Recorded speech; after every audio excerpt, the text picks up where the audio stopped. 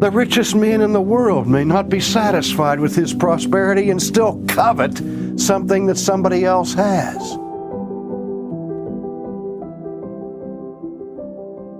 The world is filled with warfare. Not just global war or national conflict of armaments clashing with one another, but there's warfare in the church, there's warfare in the community, there's warfare in the state house, there's conflict all around us. Quarrels, fights, disputes, contentions. And James says, where do these things come from? And he said, practically speaking, they all come from something that's wrong deeply within our hearts. And the one motivating factor that creates these wars and conflicts is envy.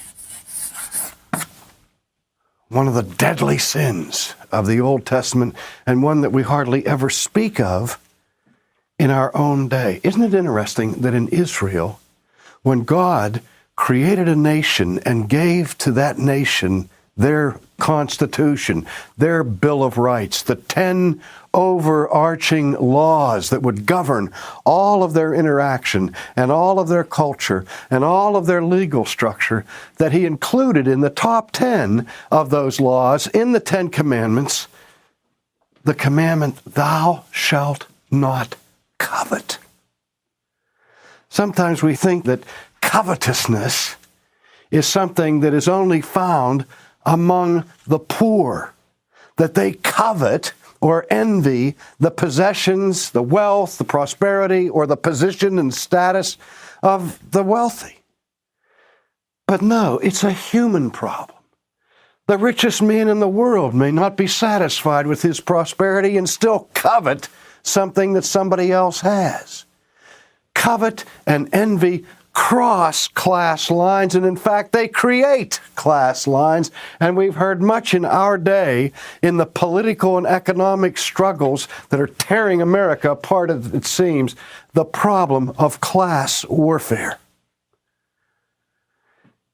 Conflict begins out of a heart that is filled with envy because somebody else has something that we don't have, and we want it for ourselves. The oldest philosophy that stands opposed to God is the philosophy of hedonism, that defines the good in terms of the pleasurable. Well, I'm not opposed to pleasure. I don't like pain, do you? I enjoy pleasure. And one of the reasons why sin is so tempting is because sin does bring pleasure. Short term, for a season. What it can never do, however, is bring happiness.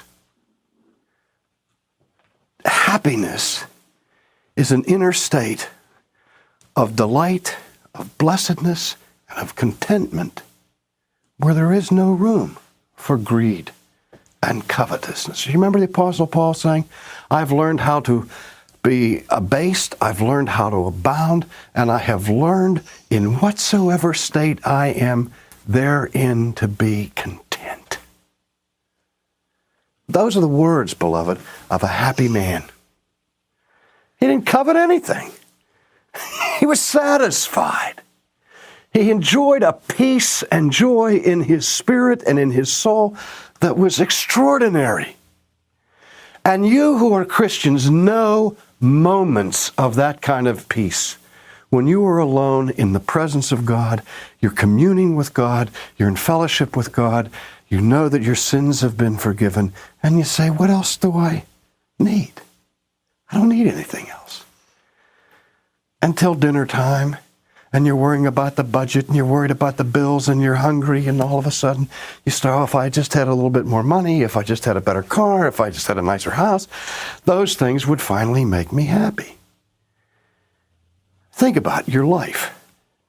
When I think about my life, I think about when I was growing up as a child, I had a pretty happy life. But there were certain things that nagged at me. I couldn't wait until I was 16 years old because I knew that when I was 16, I'd be able to get my driver's license and I would be able to drive a car, and then I would be happy. Well, I got my driver's license, and then the next thing was what? I had to go through this thing. May I have the car tonight? Can I have the car? And I said, and I thought, boy, if I could just have my own car, then I'll be happy. And voila, I got my own car. And I thought, well, I got that taken care of. And now if I could just have a girlfriend, that'll make me happy. Get the girlfriend. He said, if I could just get married, that way, if I can just get done with college, and then you graduate, and you think, now if I can just get a job, you get the job, and you're still not happy. If I can just get a raise, that'll make me happy. If I can just get a promotion, that'll make me happy. If I can just own my own house, that'll make me happy. If we just have a healthy child, that'll make me happy. And I'm now, been through all of that stuff and prospering. God has been gracious to my family. I think it's nicer now than it was then.